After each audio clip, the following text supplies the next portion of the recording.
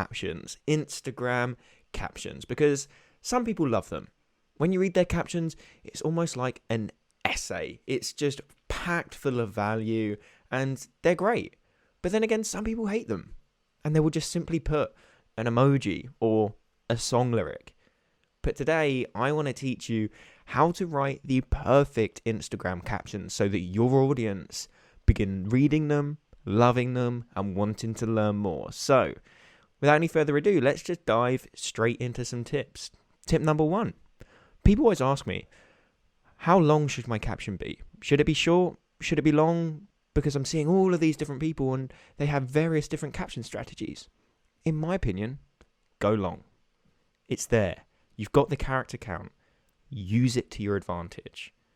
You've got to remember that the people who actually read your captions are the ones that will be the most interested in your content.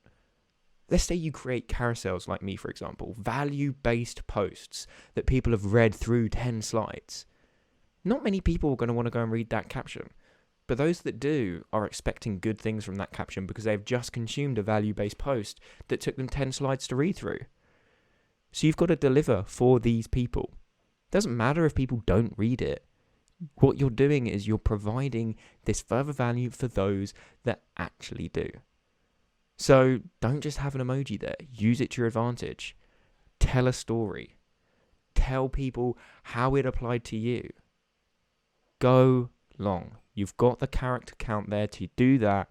So in my opinion, you need to. But the second tip I do want to swiftly move on to complements this first point. Sure, have a long caption. It will work great.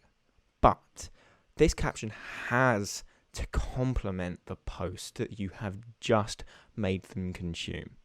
It baffles me when I consume a piece of content, go and read the caption, and there is no relation between that caption and the post I've just read. It confuses me.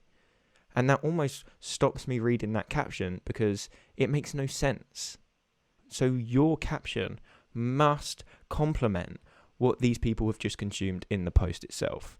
For example, when I create a value-based post, what I like to do in my caption is say how it's applied to me in the past, relate it to something, so people can then get that emotional connection or understand the context in which this value needs to be used. Or it could even be an extension from what you have already written. But the thing you need to avoid is repeating yourself. People have just read your post. If you're talking about Instagram growth and you've mentioned that they need to engage a lot, you don't then need to tell them again in the caption that they need to engage again. Instead, what you could do is provide them with an applicable engagement strategy, because it leaves them wanting more, and this solves another problem. If you've told them in your post that engagement is the key solution to growth, then that leaves them on a bit of a cliffhanger. They're thinking, cool, I know that I need to engage, but how do I do it? What's the best strategy? How should I be engaging? Who should I be engaging with? Use your caption to solve that problem. So now your post has not only become enlightening in the fact that you've told them they need to engage, but you've also solved their problem on how they actually engage. But that wouldn't have been possible if you hadn't used the caption to your advantage to do so. So the captions that you are writing, please make sure they complement what you've written, add further value, tell a story, make it relatable, add some context, whatever you want to do. Just make sure it relates back and write something that people will actually want to read. But don't repeat what you have just written in your post. So the next thing we want to talk about, if we're writing long captions, if we're writing multiple sentences, we don't want this to just be one big block of text. The human mind is going to look at that and go, I don't want to read that. I can't be asked to read what looks like a chapter from a Harry Potter novel. Instead, you want to break it up and make it look as easy as possible to read. So what I love to do is I actually use an app called Flocked. It helps you write your captions and it formats them in a way that once you copy and paste it, the caption will appear exactly as it does on the app. Because I know that on Instagram, some people have some trouble where you may hit return and it goes down a couple of lines, but when you actually post it, it doesn't have that same formatting. So you've just spent all of this time writing your caption to post it, and then it look all out of form, which is very frustrating because it takes time, and then you have to go in and you have to edit it again. But this app called Flocked, once you go onto it, whatever way you see it on that app, when you copy and paste it, that's how it appears on your Instagram caption.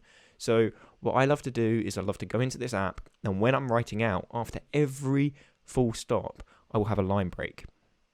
So it breaks it up very, very nicely. So there's no long paragraph looking text.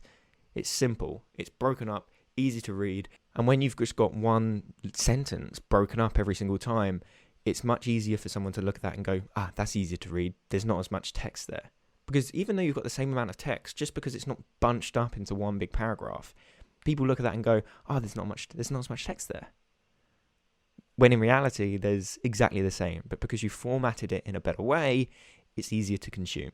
So if you're writing long captions, break it up. Every full stop, add a line break. Just easier to read, and you'll actually get more people to read it in the first place.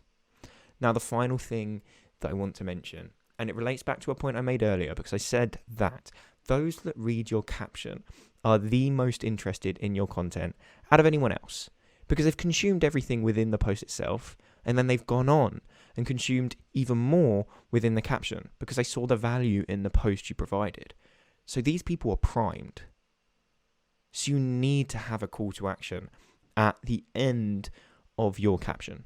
Give these people a next step. Send them in the direction you want to send them, because they will most likely do so, because you have just provided them with all this value. You may have solved a problem, provided a solution to something that they've been looking for a while that could potentially revolutionize their business, if you create content like mine, of course.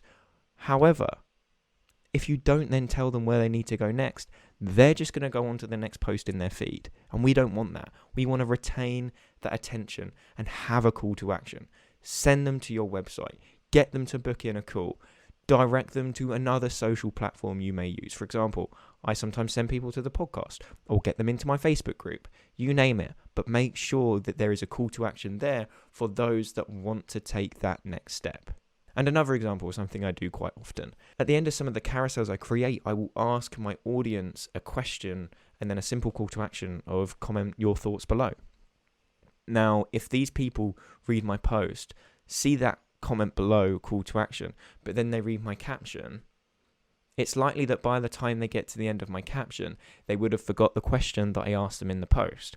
So what I like to do is repeat that question again at the bottom of my caption to remind people of the question I was asking, and again mention that same call to action so it refreshes and sends them to the comment section.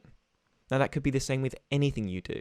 At the end, on the final slide of your carousel, you may send them to your Facebook group. Make sure you repeat that call to action at the end of your caption for those that read it so that they are reminded of what they need to do. But use that caption. Use it as a chance to direct people to that next step and have that call to action that does just that. Now you might be thinking, this is a lot of text, this is a lot of writing. Well, if you get to that call to action point, you can break it up. What I like to do is just have a few dashes, which breaks up the caption itself from the call to action, and then I have a few more dashes, and then I have my hashtags.